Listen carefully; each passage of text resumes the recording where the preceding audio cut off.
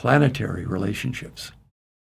The bonding we have with all life is more than a metaphor. We are literally duplicated in our molecular patterns of structure, function, and beauty all over the universe.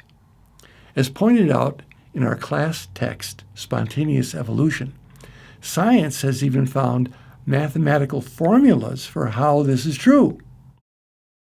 Fractal geometry emphasizes the relationship between the pattern in a whole structure and the pattern seen in its parts.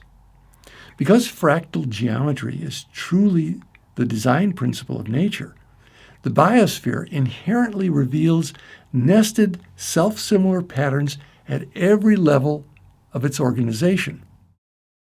All vertebrate embryos, including the human embryo, pass through a series of similar structural stages. Haeckel argued, in transitioning through their early development, organisms actually retrace every stage of their evolutionary ancestry. Ontology recapitulates phylogeny literally means development is a replay of ancestry. The developing human embryo shapeshifts from one that resembles a fish embryo to one that resembles an amphibian embryo. It continues morphing until it takes on the appearance of a reptilian embryo, and later that of a mammal, before finally assuming a human shape. Evolving through the embryonic stages of its biospheric ancestors, human embryos offer a dramatic example of fractal-like similarity. Our soul's fingerprints are in the molecular structure in every corner of the universe and reflected in the beauty of the body of the beloved we are, forever dancing, recreating new forms of delight and joyful expression, united in spirit and renewed in love with every breath. I encourage us to see this reflection each day until next class, letting it become so natural that every relationship we have feels sacred and love-drenched. Let's surprise ourselves in how far we can go with this. The universe will graciously give us just the right stretch each day to expand our playground until it's the whole world itself. Laughing our way to heaven.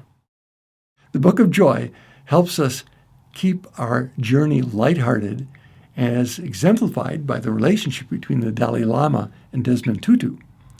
They highlight the final tool we'll practice till next class: humor. Laughing at ourselves to develop humor. Humor seems like something that is spontaneous and natural and cannot be cultivated. But the ability to laugh at oneself and to see the rich ironies and funny realities in our lives is actually, like perspective, something we can learn with practice over time. 3 steps they recommend.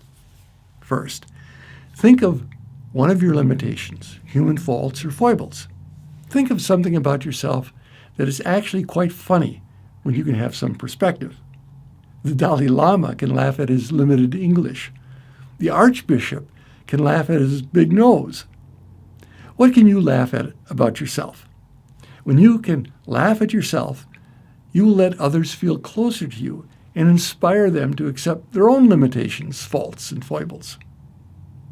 2, laugh at yourself. The next time you're in a situation where you act in a funny way or say something in a funny way or are just less than perfect, chuckle at yourself.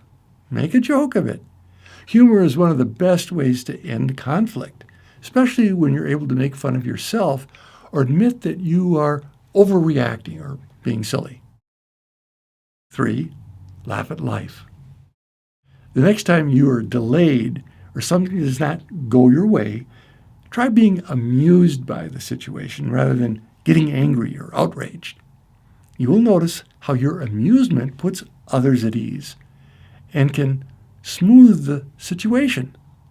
Similarly, when you encounter certain ironies in your day-to-day life, try to see the humor. Now, your assignment, should you accept it, is till next class, find something to lovingly laugh about yourself each day. You may well begin to respond more every day to the law of levity than to the law of gravity, just like the angels.